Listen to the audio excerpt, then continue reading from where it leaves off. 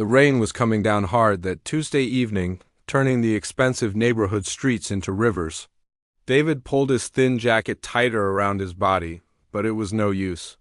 The water was already soaking through to his skin.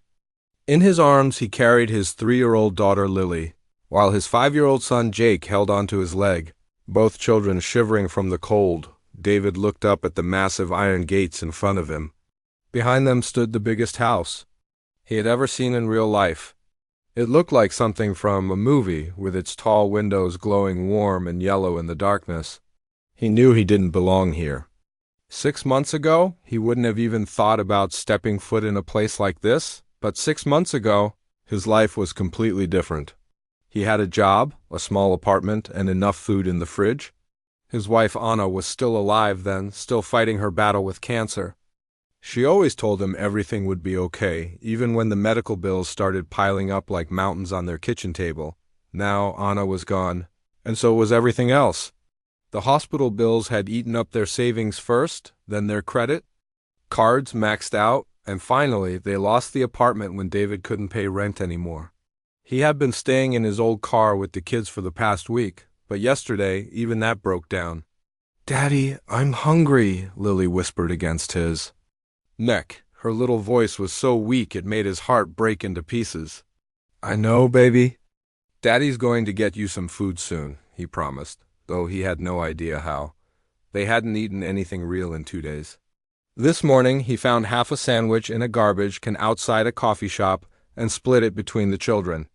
He told them he wasn't hungry, but the truth was his stomach felt like it was eating itself. David had walked for hours today, going from business to business, begging for any kind of work. He offered to clean floors, wash dishes, move boxes, anything. But everywhere he went, people took one look at his dirty clothes and tired face and said no. Some were polite about it, others just walked away. A few even threatened to call the police. That's when he remembered hearing about this neighborhood from other homeless people at the shelter. They said rich people lived here, the kind who sometimes helped out when they saw families in trouble.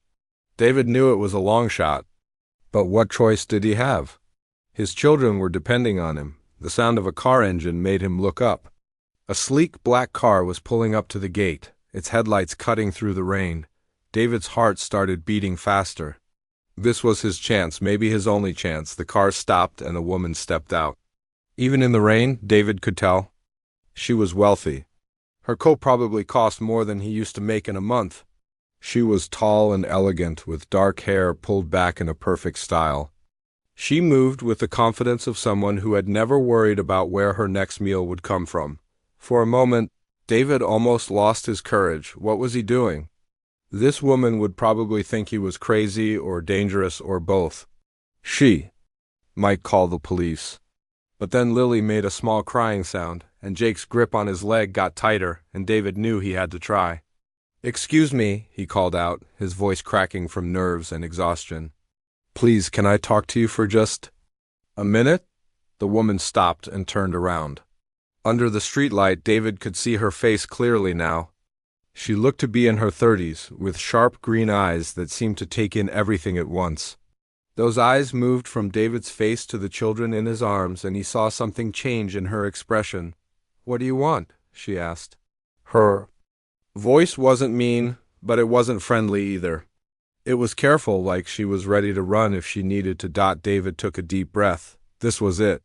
Everything depended on the next few minutes. "My name is David, and these are my children. Lily and Jake, we don't have anywhere to go, and they haven't eaten in 2 days. I'm not asking for money, I swear, I'm asking for work. Any kind of work. I'll clean your house, take care of your yard, wash your cars, whatever you need. I'll work every day, all day, for just enough food to keep my kids alive." The words came tumbling out of him like water from a broken dam. He hadn't planned what to say, but somehow the desperation in his heart found the right words. The woman stared at him for a long moment. David could see her thinking, weighing his words, trying to decide if he was telling the truth or running some kind of scam. "Please," David continued, his voice getting quieter now. "I know how this looks. I know. You don't know me from anyone. But I'm not a bad person. I used to work in an office. I had a normal life. My wife got sick, and the medical bills, they took everything. She died 3 months ago, and I've been trying to take care of my kids ever since, but I just can't do it anymore. His voice broke on the last words, and he felt tears mixing with the rain on his face. He was embarrassed to cry in front of a stranger, but he was past caring about his pride now. Little Jake tugged on his father's jacket. "Daddy, is the nice lady going to help us?" he asked in his innocent 5-year-old voice. The woman's eyes softened when she heard Jake speak. She looked at the little boy's thin face and dirty clothes, then at baby Lily sleeping in David's arms despite the cold and rain. "What's your name?" David asked, realizing he had been talking to her this whole time without knowing who she was. "Rebecca," she said simply. "Rebecca Stone." David had heard that name before, somewhere. It sounded familiar, like maybe he had seen it in a newspaper or on a business sign. But right now, all that mattered was the way she was looking at his children, like she was seeing them as real people instead of just problems to be avoided. "Rebecca," David said, testing her name. "I know this is crazy. I know you have no reason to trust me, but I'm desperate. I'll do anything, absolutely anything, to make sure my children are safe and fed. I'll be your servant, your employee, whatever you want to call it. Just please, give me a chance to prove that I'm worth helping." The rain was getting heavier now, and David could feel Lily starting to shiver more violently in his arms. Jake was trying to be brave, but David could see him fighting back tears. Rebecca looked from the children to David's face, then back to the children again. For what felt like forever, nobody said anything. The only sounds were the rain hitting the pavement and the distant rumble of thunder. Finally, Rebecca reached into her purse and pulled out what looked like a phone. David's heart sank. She was probably calling the police or security. He had failed, and now his children would pay the price. But instead of dialing, Rebecca looked at him one more time. "Follow me," she said quietly and turned toward the gate. David couldn't believe what was happening.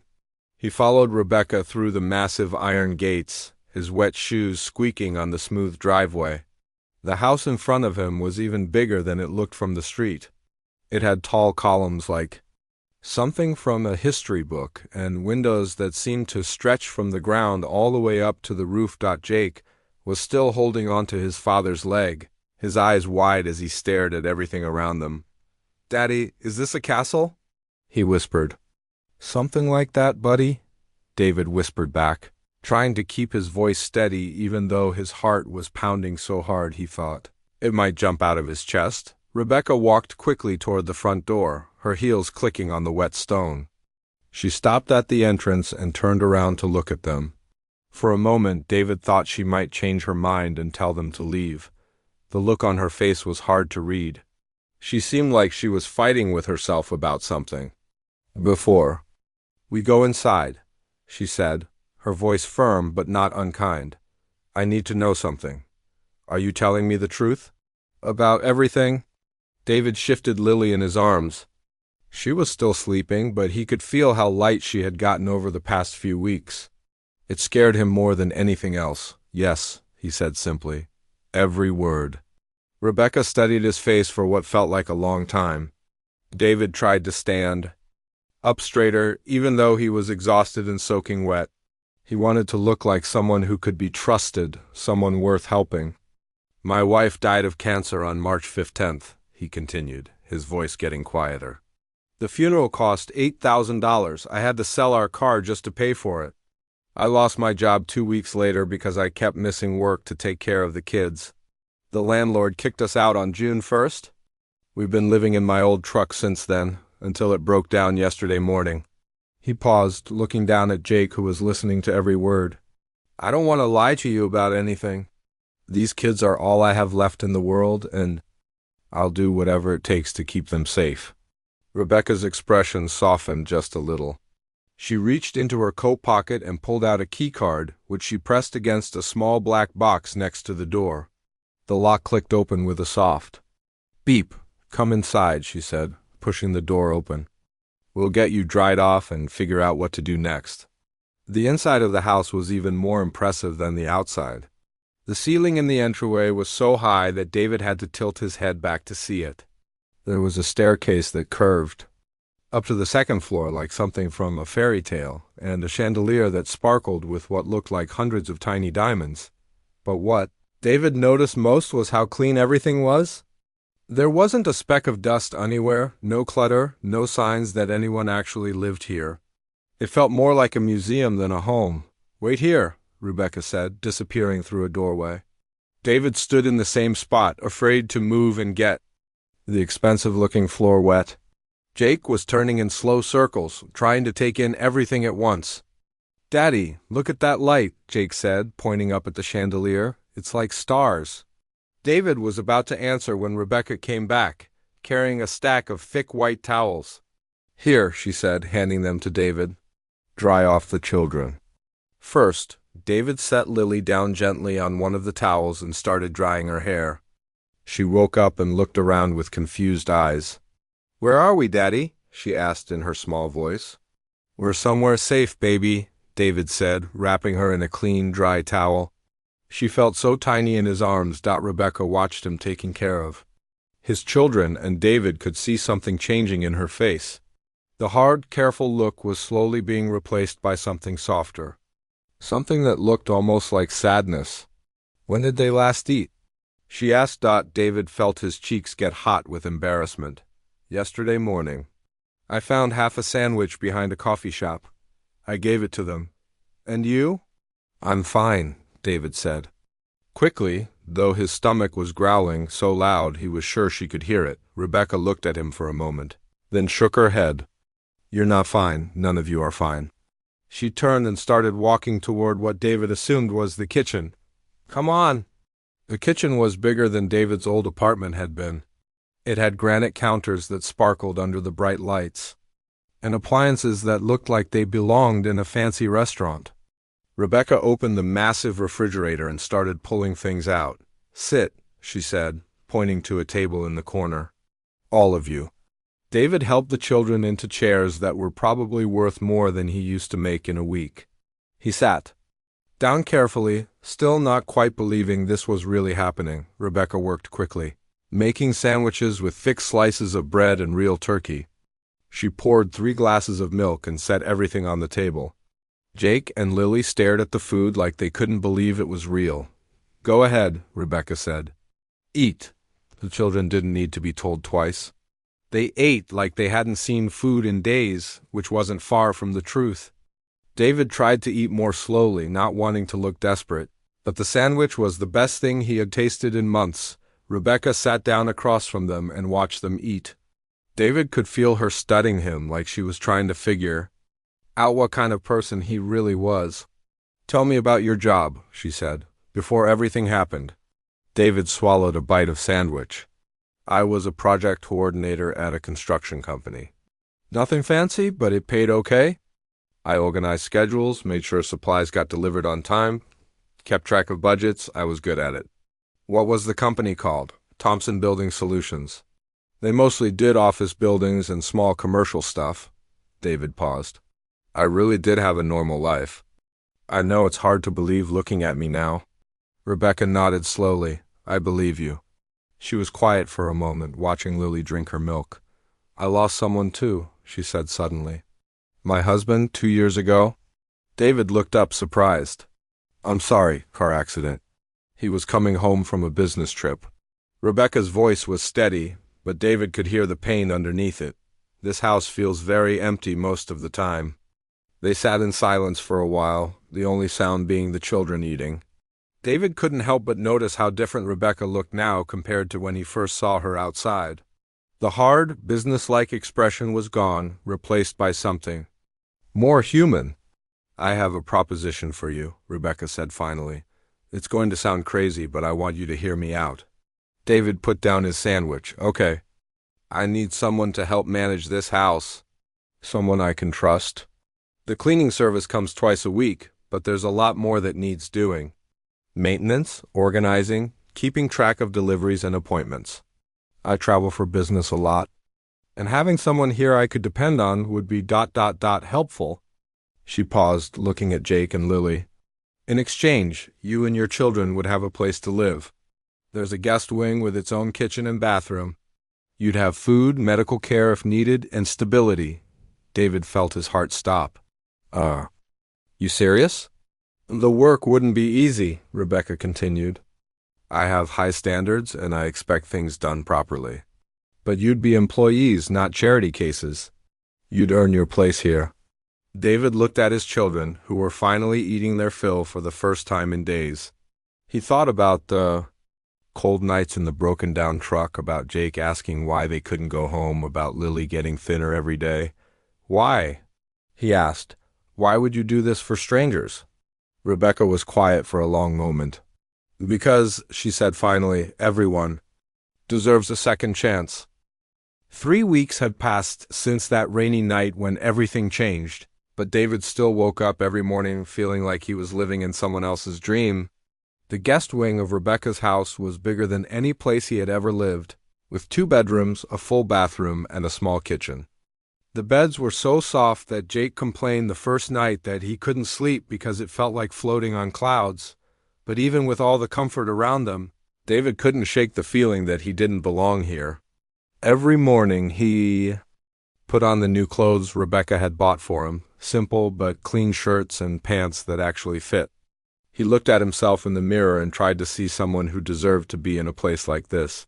But mostly he just saw a man who was still figuring out how to be grateful without feeling ashamed that the first week had been the hardest.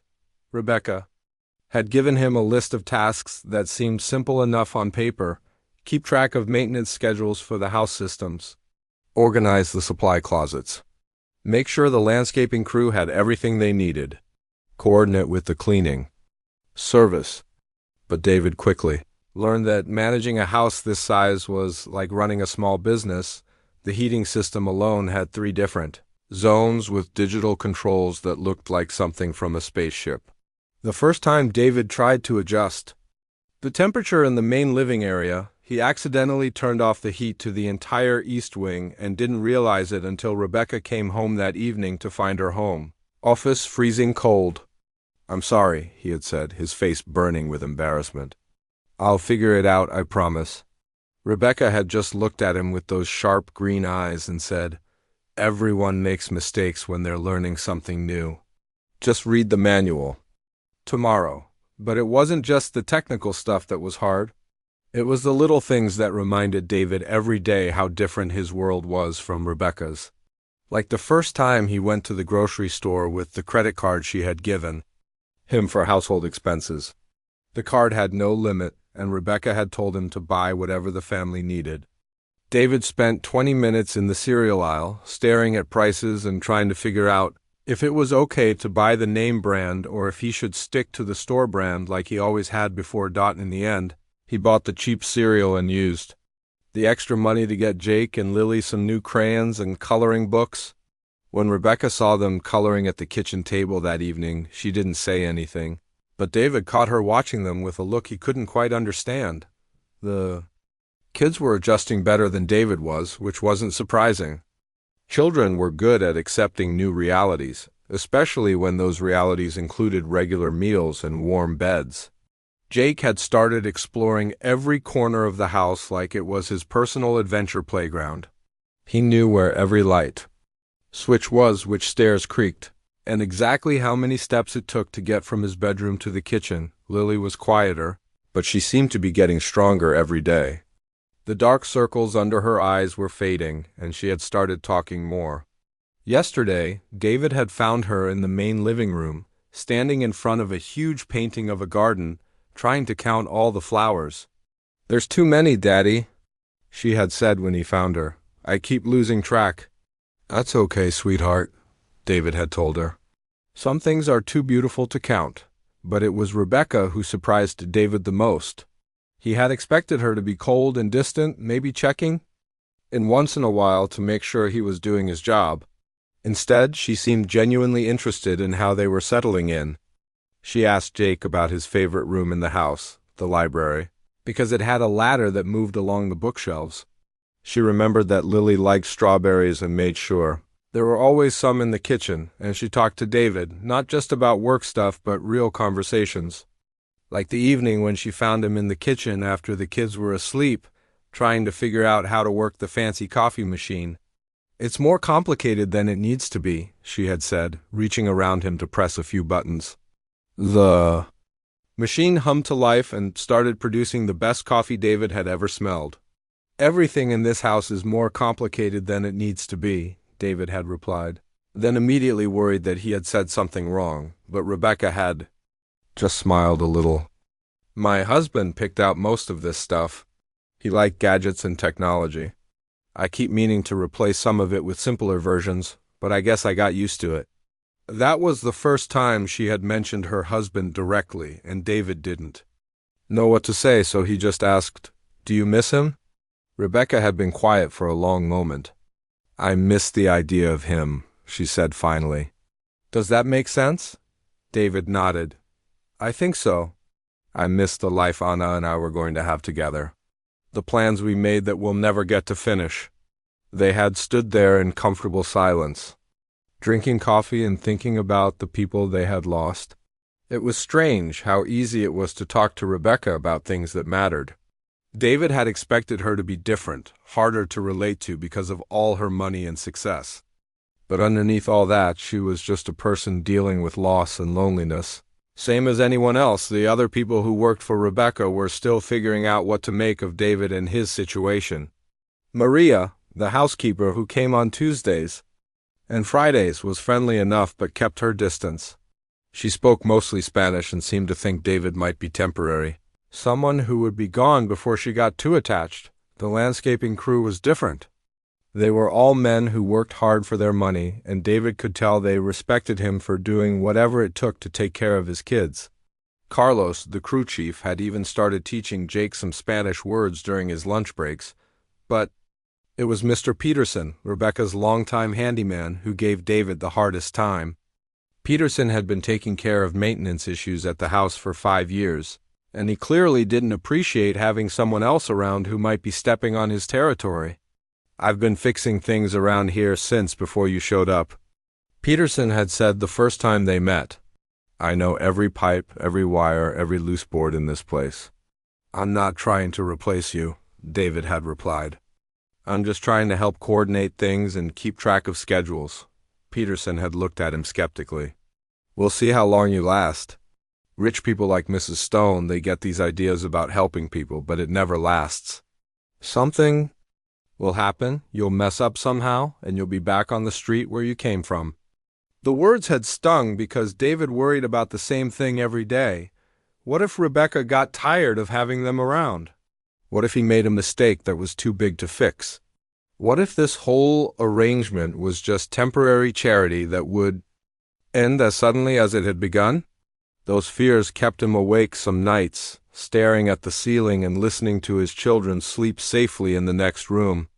He had never been in a situation where his family's entire future depended on one person's kindness, and the weight of that responsibility was almost overwhelming. But then morning would come, and Jake would run into the kitchen asking what was for breakfast, and Lily would climb into David's lap to show him a picture she had drawn, and David would remember why he was doing all of this. His children were safe, fed, and happy. Whatever happened next, he had given them this time of stability and security, and maybe, just maybe, this arrangement that had started with desperation might turn into something more lasting. Something that could give his family the second chance they all deserved. 2 months had passed since that desperate night in the rain, and something beautiful was starting to happen in Rebecca's house. It began with small things, tiny changes that might have gone unnoticed by anyone else.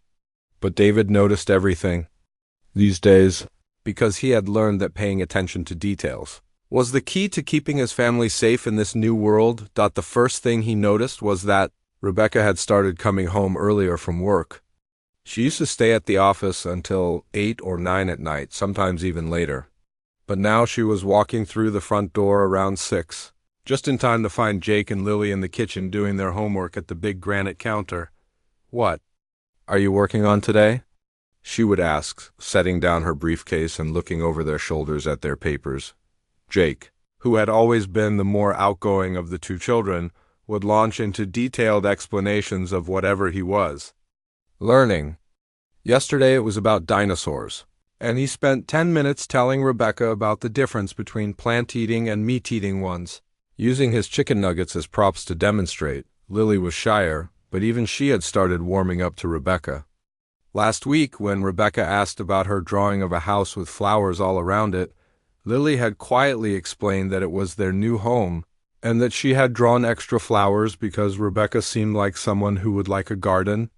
"I do like gardens," Rebecca had said softly. "Maybe this weekend we could plant some real flowers in the backyard."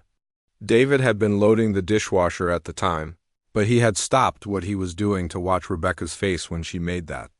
"Promise?" There was something different in her expression, something lighter than the serious business look she usually wore. She seemed almost surprised by her own words, like the offer had come out before she could think about it, but it wasn't just with the children that Rebecca was changing. David had started noticing that she asked him questions too, real questions, about his opinions and ideas. It had started when she was having trouble with a project at work. "I'm trying to figure out the best way to coordinate 3 different construction teams," she had said one evening, finding David in the study where he was organizing her filing system. "They're all working on different parts of the same building, but they keep getting in each other's way." David had looked up from the files he was sorting. "What kind of timeline are you working with?" 6 months for the whole project, but the electrical work can't start until the plumbing is finished, and the interior design team needs both of those done before they can begin." David had put down the papers he was holding. Without really thinking about it, he had grabbed a pen and started sketching out a schedule on the back of an envelope. "If you stagger the teams like this," he had said, drawing lines and boxes, "the plumbers can work on the lower floors while the electricians start on the upper ones. Then your interior people can begin in sections instead of waiting for everything to be completed." Rebecca had stared at the simple diagram for a long moment. "That's exactly what I needed," she had said, sounding almost surprised. "How did you figure that out so quickly?" "It's just organization," David had replied, feeling embarrassed by the attention. "Same principles apply whether you're managing construction crews or making sure everyone in a house has what they need." That conversation had led to others. Rebecca started asking David's opinion on scheduling conflicts, vendor management, even employee relations. She discovered that his experience as a project coordinator had given him skills that transferred to much bigger operations than he had ever realized. "You're wasted doing household management," she had told him one evening. "You could be running major projects." David had laughed, but not in a mean way. "I appreciate the confidence, but I think you're forgetting where you found me." "I'm lucky." "To have any job at all?" "I'm not forgetting anything," Rebecca had said firmly. "I'm just seeing what you're capable of when you're not worried about where your next meal is coming from." Those words had stayed with David for days. He was starting to remember parts of himself that he had lost during those terrible months. After Anna died, the confidence he used to have in his abilities, the satisfaction of solving problems and making things work better. Rebecca seemed to see those parts of him even when he couldn't see them himself. The house was changing too, in ways that went beyond just having more people living in it. David had started noticing that Rebecca left her office door open more often, and sometimes he could hear her on phone calls that ended with laughter instead of the sharp, all-business tone she used to use exclusively. Last week he had found her in the living room at 7 in the morning, sitting on the floor in her expensive business suit, helping Lily build a tower out of blocks. She wanted to make it as tall as the ceiling, Rebecca had explained when she saw David watching from the doorway. "I told her we should probably start with something a little shorter." "Good thinking," David had said, sitting down on the floor. Next to them, "Lily's ambitious, but she's not great with structural engineering yet." The 3 of them had spent the next half-hour building towers and knocking them down, with Lily giggling every time the blocks came tumbling down. David couldn't remember the last time he had seen Rebecca look so relaxed, so much like a regular person instead of a successful businesswoman, carrying the weight of important decisions. It was moments like that when David started to understand that Rebecca was getting something out of this arrangement too. The house that used to echo with emptiness was now filled with the sounds of children playing, of family dinners, of normal life happening in every room. "I never realized how quiet it was here before," Rebecca had said one evening. They were sitting on the back patio after dinner, watching Jake chase fireflies in the yard while Lily sat on David's lap, fighting sleep. "Quiet can be nice sometimes," David had replied. "Not this kind of quiet," Rebecca had said. This was the kind of quiet that made you forget what you were living for. David had understood exactly what she meant. After Anna died, his apartment had felt like a tomb filled with silence that reminded him of everything he had lost. Even when things got desperate and they ended up living in the car, at least there were his children's voices to keep the terrible quiet away. "Do you think about having kids of your own someday?" David had asked, then immediately worried that the question was too personal, but Rebecca had just smiled sadly. "I used to. My husband and I tried for years, but it never happened. The doctors said there wasn't any medical reason why not. It just wasn't meant to be. After he died, I figured that dream died with him." She had looked at Jake, who had managed to catch a firefly and was examining it carefully in his cupped hands. "But being around your children, it's making me remember what I was missing. What this house was missing." David had felt something shift in his chest when she said that. For the first time since he had knocked on her door that rainy night, he started to wonder if maybe this arrangement wasn't just about his family finding safety. Maybe Rebecca had found something she needed too that night after the children were asleep. David had stood in his bedroom window looking out at the garden where Rebecca had promised they would plant flowers. For the first time in months, he allowed himself to think about the future, not just in terms of survival, but in terms of possibility. Maybe they were all getting a second chance at something they thought they had lost forever. It was a Thursday evening in late October when everything changed between David and Rebecca. The children had gone to bed early, tired from playing in the backyard where they had finally planted those flowers Rebecca had promised. Jake and Lily had spent the afternoon digging small holes and carefully placing tulip bulbs in the ground, their hands covered in dirt and their faces bright with excitement about the spring flowers that would eventually grow. David was in the kitchen making tea when Rebecca came downstairs. She had changed out of her business clothes into jeans and a soft sweater, and her hair was pulled back in a simple ponytail. It was the most relaxed David had ever seen her look. "The kids are asleep?" she asked, accepting the cup of tea he offered her. Finally. Jake wanted to read 3 books tonight, and Lily insisted on checking the window to make sure the flowers were still there. David smiled at the memory. "I think they're more excited about this garden than they've been about anything since we got here." Rebecca sat down at the kitchen table, wrapping her hands around the warm mug. "I haven't planted anything since I was a little girl. I forgot how hopeful it feels, putting something in the ground and trusting that it will grow." There was something different in her voice tonight, something softer and more thoughtful than usual. David sat down across from her, sensing that she had something on her mind. "Can I ask you something?" Rebecca said after a moment of comfortable silence. "Of course. Do you ever feel guilty about being happy here?" The question came out in a rush, like she had been holding it back for a long time. David was surprised by the question. "What do you mean?" Rebecca stared into her tea for a moment before answering. "I mean, you lost your wife. Your whole life fell apart. And now you're here, and I see you laughing with your children, and you seem content. Don't you feel like you're betraying her memory by moving on?" The question hit David harder than he expected. He set down his tea and really thought about his answer. "I used to," he said finally. "The first time I caught myself smiling after Anna died, I felt horrible about it. Like I was forgetting her, or like her death didn't matter as much as I thought it did. But not anymore."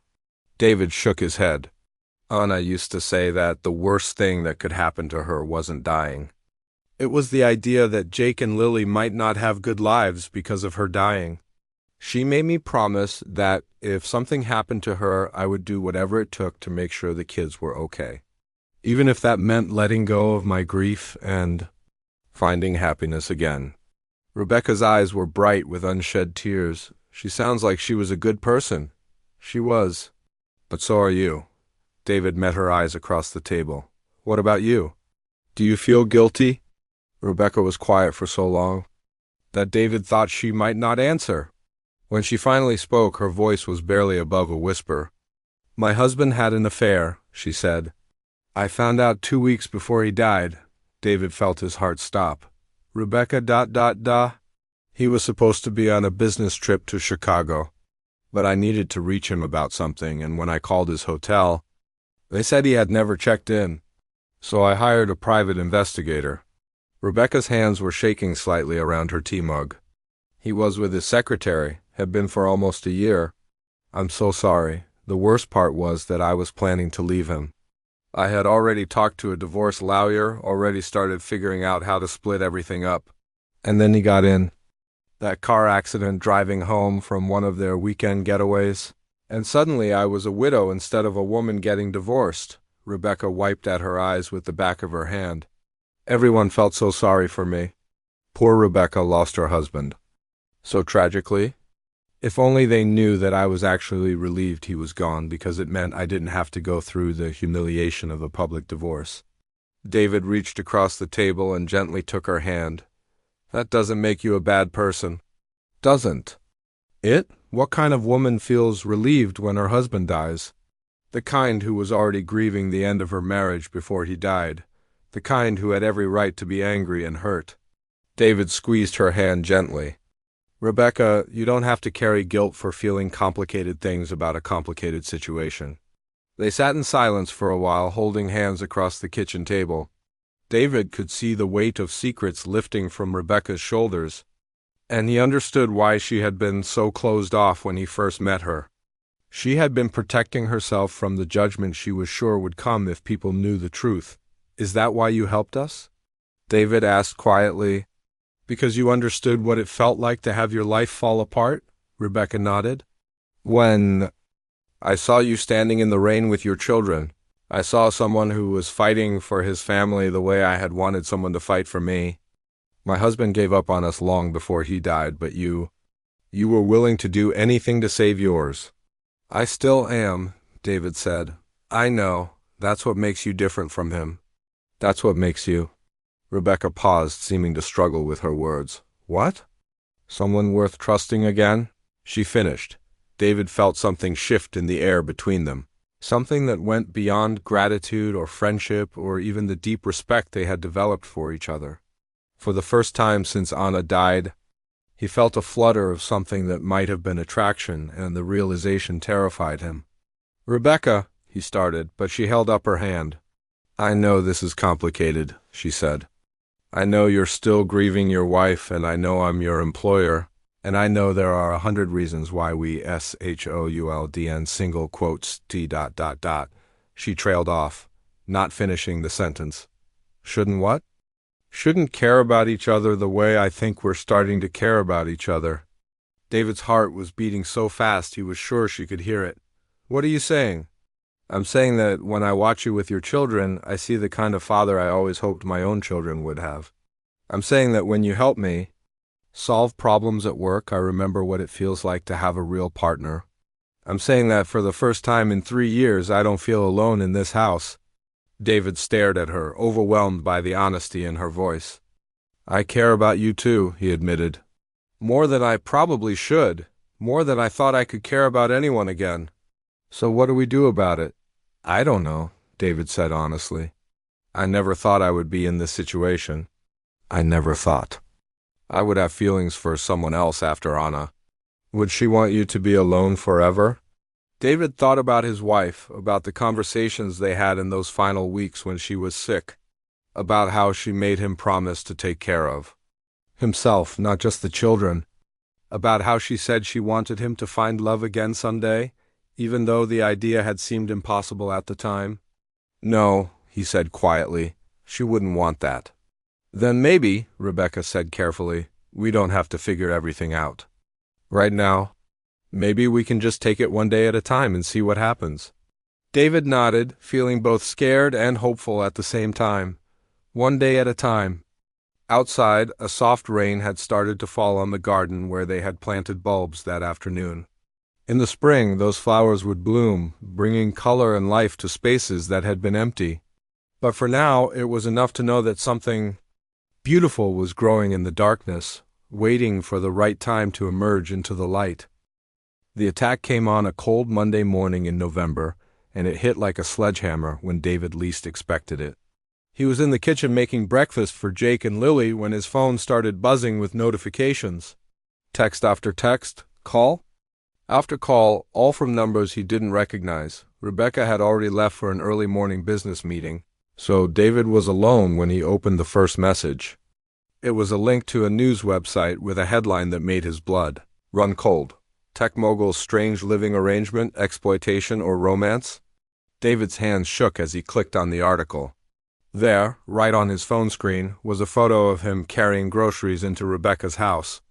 The picture had been taken from across the street, probably with a long-distance camera lens.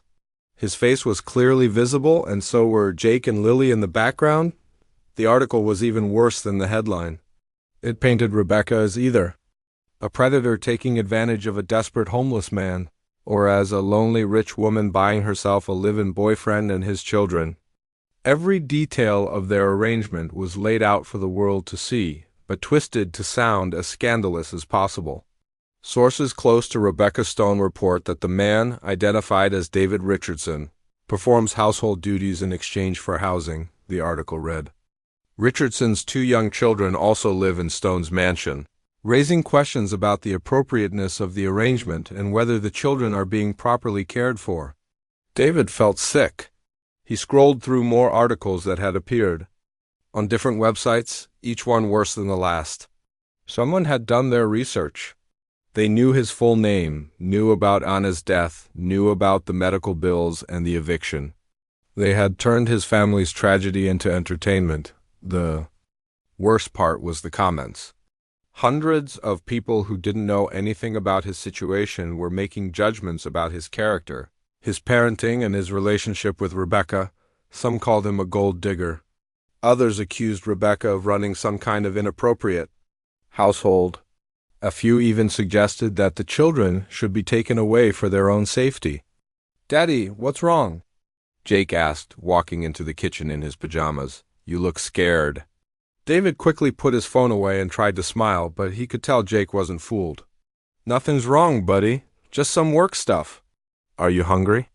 "For breakfast?" But as the morning went on, the situation got worse. David's phone kept ringing with calls from reporters wanting to ask him questions.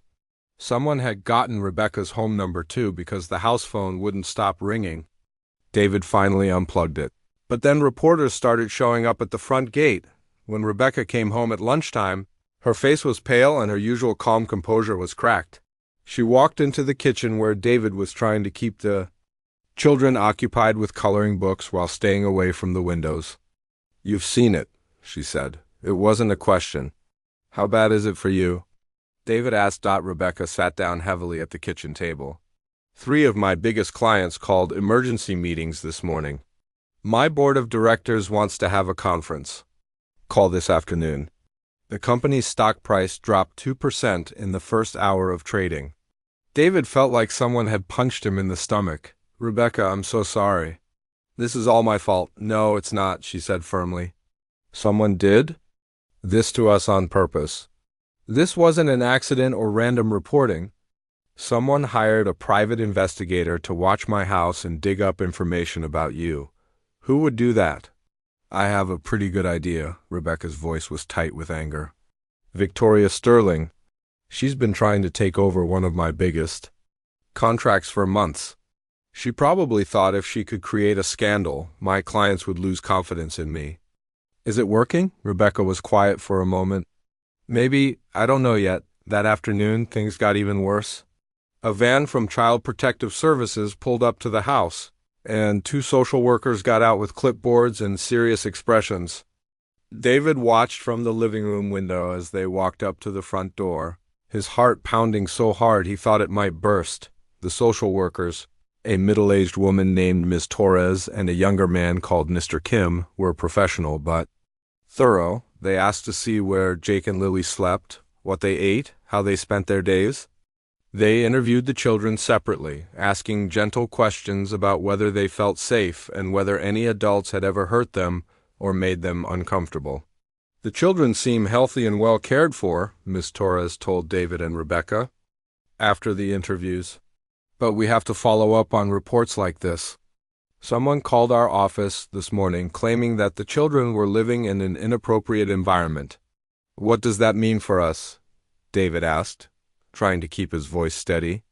We'll need to do a few more visits over the next couple of weeks, Mr. Kim explained, just to make sure everything is stable. The children can stay here for now, but if we find any evidence that their welfare is at risk, we'll have to take further action. After the social workers left, David sat on his bed with his head in his hands. Everything was falling apart. The safe, stable life he had built for his children was being threatened by strangers who had turned their private business into a public spectacle. There was a soft knock on his door, and Rebecca came in. She sat down next to him on the bed, not saying anything at first. I think I should leave, David said quietly. What? This is destroying your life. Your business, your reputation, everything you've worked for. If I take the kids and go, maybe the attention will die down and you can get back to normal. Rebecca turned to face him. Where would you go? David shrugged. I don't know. Maybe I can find a shelter that will take all three of us. Or maybe I can get my old job back if I explain the situation. David, look at me. Rebecca's voice was firm. You are not leaving. But your company, my company, will survive. It survived worse things than gossip and bad publicity. Rebecca took his hands in hers. But I won't survive losing you and the children, not now. You don't understand. These people, they're not going to stop. They'll keep digging, keep writing stories, keep making your life miserable as long as.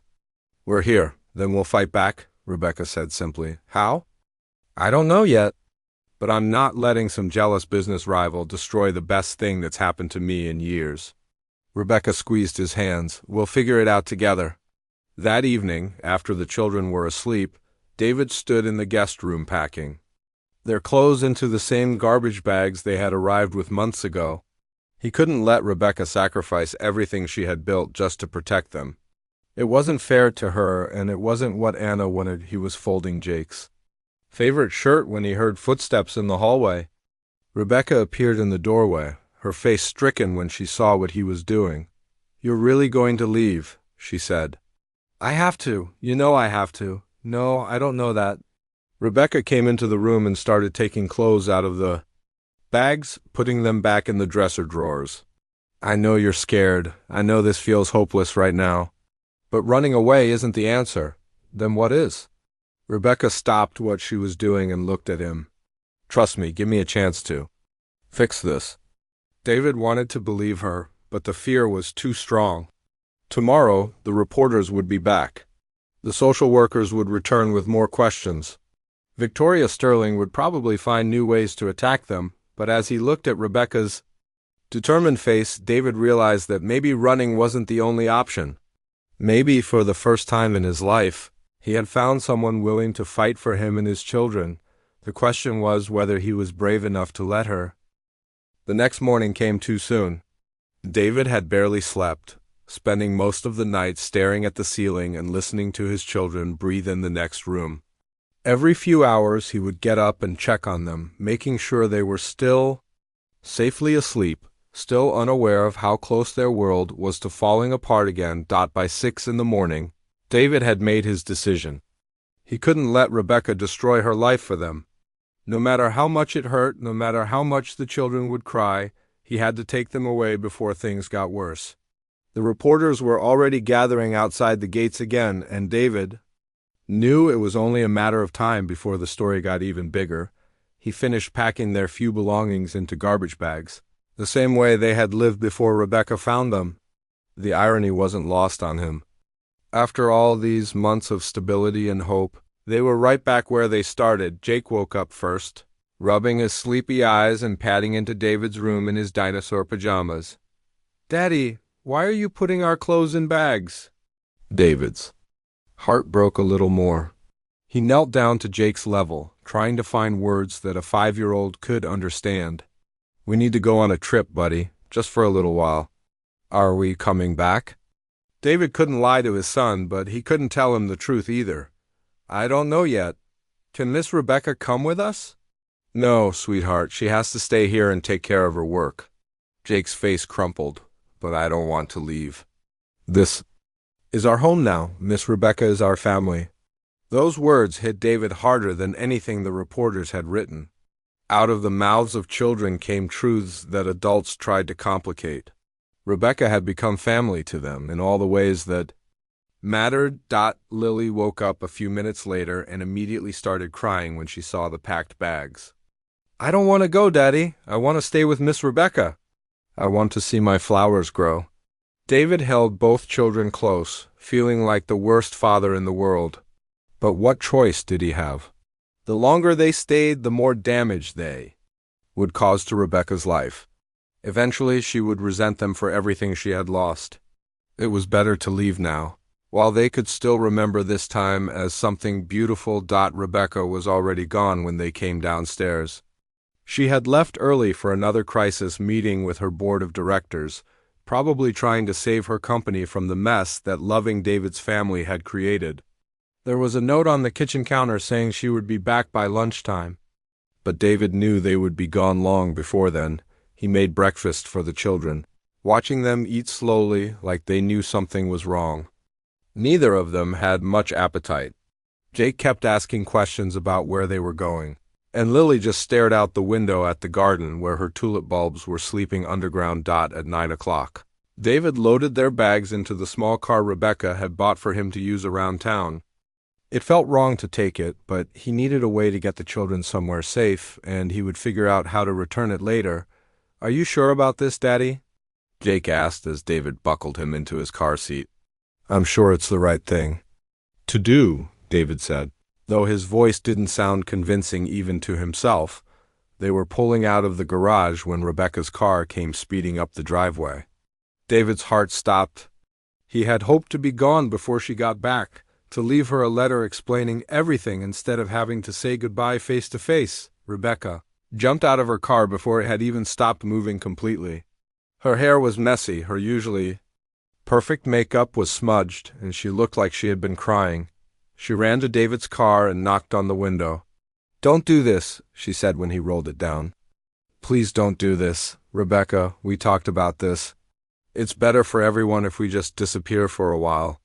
"No, it's not better. It's exactly what Victoria wants. If you leave now, she wins." David could see the children in the back seat starting to get upset. Lily was crying again, and Jake was trying to unbuckle his car seat to get to Rebecca.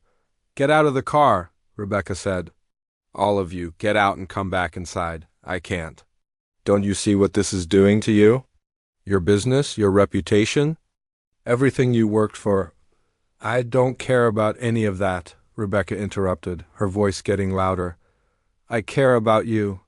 I care about Jake and Lily. I care about the life we've built together. But your company will survive or it won't. But I know I won't survive losing you." Rebecca opened the car door and knelt down beside David's seat. "I spent 3 years in that house feeling dead inside. You and your children brought me back to life. If you leave now, I'll go right back to being that empty person I was before." David could see the pain in her eyes, and it matched the pain in his own heart. But he still didn't think he could stay. What about the reporters? What about child services? What about all the people saying terrible things about us? "We'll deal with all of it together." Rebecca reached out and took his hand. "I talked to my lawyers this morning. We're going to sue Victoria for harassment and invasion of privacy. We're going to expose what she did and why she did it. And we're going to show the world that what we have here is real and good and worth protecting. What if it doesn't work? What if we lose? Then we lose together, but at least we fight together first." From the back seat, Jake called out, "Miss Rebecca, are you going to make Daddy stay?" Rebecca smiled through her tears. "I'm going to try." "Sweetheart." David looked at his children's faces in the rearview mirror. They were both watching him with hope and fear, waiting to see what their father would decide. He thought about Anna, about what she would want for them. She would want them to be with people who love them, people who would fight for them when things got difficult. If we stay, David said slowly, things are going to get worse before they get better. There will be more reporters, more stories, probably more investigations. I know. The children will hear things about us, about their father. Things that might hurt them? We'll protect them the best we can. And if your business falls apart? If you lose everything because of us? Rebecca was quiet for a moment. Then we'll build something new, together. David felt something break open. In his chest, something that had been locked tight since the day Anna died. It was trust, he realized. The ability to believe that someone else could be strong enough to weather the storms that came with loving his family. Okay, he said quietly. Okay, we'll stay. We'll fight this together. Rebecca's face lit up with relief and joy. Really? David nodded, feeling scared and hopeful at the same time. But I need you to promise me something. Anything. Promise. Me that if this gets too hard, if the cost becomes too high, you'll tell me. You won't just suffer in silence to protect us. I promise, Rebecca said, but only if you promise me the same thing. No more trying to be a hero and leave to protect me. We're in this together now, all the way. David looked at her determined face, at his children's happy expressions in the mirror, at the house behind them that had become their home. For the first time in months, he felt like they might actually have a chance. Together, he said, and meant it with every part of his heart. Rebecca stood up and opened the back door to unbuckle the children. Come on, she said to Jake and Lily. Let's go home and figure out how to win this fight. As they walked back toward the house, hand in hand, David realized that sometimes the most important word in the world wasn't goodbye. Sometimes it was stay. 6 months later, David woke up to the sound of children's laughter coming from the kitchen downstairs. It was a Saturday morning in May, and the tulip bulbs that Jake and Lily had planted the previous fall were finally blooming in the garden. The bright yellow and red flowers were dancing in the morning breeze. Just like Rebecca had promised they would, David stretched and smiled, still amazed that he could wake up feeling this peaceful. The past 6 months had been the hardest and most rewarding of his life, but they had made it through together. More than that, they had come out stronger on the other side. The legal battle with Victoria Sterling had taken 3 months to resolve.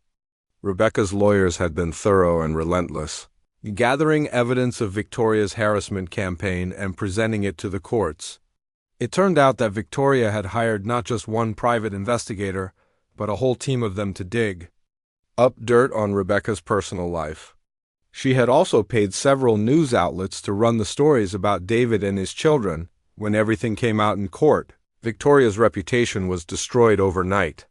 Several of her own clients dropped her, and her company lost millions of dollars in contracts. More importantly, the truth about Rebecca and David's relationship was finally told properly. The real story, about a woman who had opened her home to a family in need and found love in the process, was much more beautiful than the lies Victoria had spread. The media attention didn't disappear immediately, but it changed completely. Instead of scandal stories, reporters started writing about Rebecca's generosity and David's determination to rebuild his life.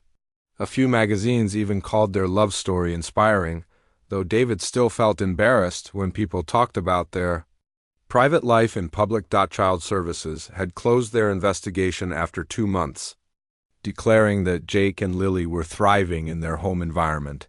Ms. Torres, the social worker who had first visited them, even wrote a note saying that she rarely saw children who seemed as happy and secure as David's kids did. But the biggest change wasn't in how the world saw them. It was in how they saw themselves and each other. David had officially become Rebecca's business partner in January. She had discovered that his project management skills were exactly what her company needed to handle their growing number of construction contracts. What had started as Rebecca asking for his opinion on work problems had turned into David managing entire team million-dollar projects. You're wasted on household management, Rebecca had said one evening in December, echoing what she had told him months earlier. I want to offer you a real job. Not just helping around the house, but actually working with me to run the company. David had been scared at first. It had been so long since he worked in an office, since he had real responsibilities that affected other people's livelihoods. But Rebecca believed in him, and slowly he started believing in himself again too. Now he had his own office next to Rebecca's, with his name on the door and everything. David Richardson, operations manager. Sometimes he still couldn't believe it was real. The children had adjusted to their new life better than anyone could have hoped. Jake was doing well in the private school Rebecca had enrolled them in, and he had made friends with kids from families that were nothing like his own. But instead of feeling out of place, Jake seemed to enjoy showing his friends around the big house and telling them stories about when he and Lily used to live in a car. Lily had blossomed in ways that amazed David every day. She was talking more, laughing more, and her drawings had progressed from simple stick figures to detailed pictures of their family. Her latest masterpiece, hanging on the refrigerator, showed David, Rebecca, Jake, and herself standing in front of their house with the flower garden in full bloom. But the most important change was between David and Rebecca themselves. What had started as a desperate arrangement had grown into something neither of them had expected. They weren't just living together anymore. They were building a life together. They had gotten married in March in a small ceremony in the backyard with just a few close friends and Rebecca's parents who had flown in from California. Jake and Lily had been the ring bearers, walking down the aisle together and presenting the rings with the seriousness of children who understood they were witnessing something important. David could still remember the moment when the minister asked if anyone objected to the marriage. For a split second, his heart had stopped, worried that someone would speak up, that someone would say a former homeless man had no business marrying a successful businesswoman. But the only sound had been birds singing in the trees and the gentle murmur of approval from their small group of loved ones. "I love you," Rebecca had whispered as they exchanged rings. "All of you, forever." "We love you too," David had whispered back. Speaking for himself and his children. Now, 6 months after their wedding, David couldn't imagine their life any other way. He walked downstairs to find Rebecca at the stove making pancakes while Jake and Lily sat at the counter telling her about their plans for the day. "Daddy," Lily called out when she saw him. "Miss Rebecca is making the pancakes that look like flowers." "Mrs. Rebecca?" Jake corrected his sister with the patience of an older brother. "Remember, she's Mrs. Rebecca now because she married Daddy." Rebecca turned around and smiled at David, her face glowing with happiness. "Good morning, husband," she said, the way she did every morning, like she still couldn't quite believe they were married. "Good morning, wife," David replied, kissing her cheek, and breathing in the smell of vanilla and cinnamon from the pancakes. "Can we eat in the garden today?" Jake asked. "I want to see if any new flowers opened up overnight." "That sounds perfect," Rebecca said. "We can have a picnic breakfast." As they carried their plates outside, David looked around at the garden.